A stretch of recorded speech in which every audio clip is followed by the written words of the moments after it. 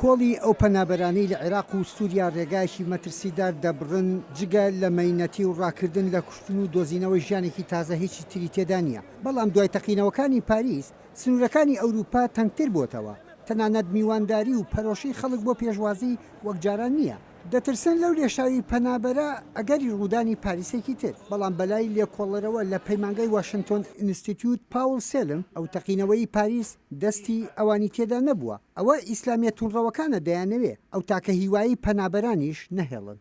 ولكن بالعكس هذه المجموعات بالأخص بە پێچەوانەوە ئەو گروپەی بە ناوی دەوڵەتی ئیسلامیەوە هەوڵ دەدات ئەو کۆچە بە لێشاوە ئینسانیە لە کۆمەڵگای سووری و عێراقیدا بوەستێنێت.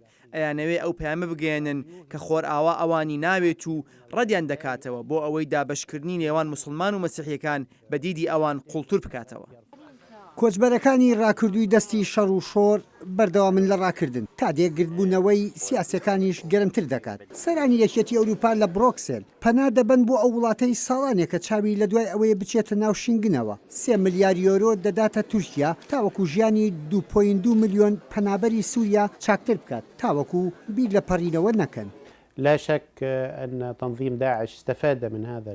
بێگومان داعش سوودی وەرگرت لەو کرانەوەی لە سنووری وڵاتانی ئەوروپا ڕوویاندا بۆ جێبەجێکردنی هەندێک کردەوە وەک چۆن قاعدە لە ڕابردوو سوودی لە ئازادی فڕۆکەوانی لە ئەمریکا وەرگرت بۆ جێبەجێکردنی کردەوەی ترۆریستی 11 سپتەمبەر. ڕێوشوێنی ئاسایش و شێوەی هاتوچۆکردن دەگۆڕێت.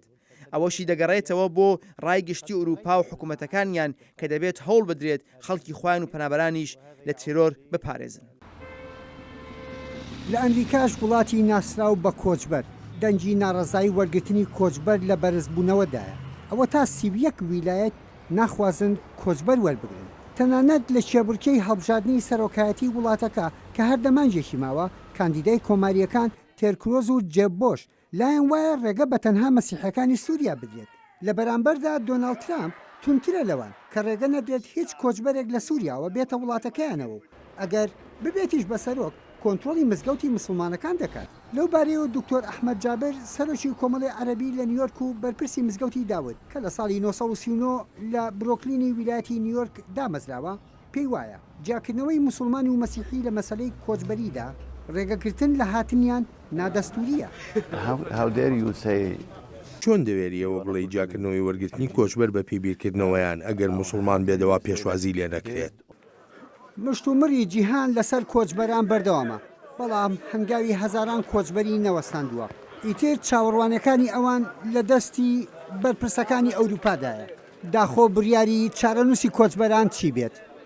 یەحیا بەرزنجی دەنگی ئەمریکا.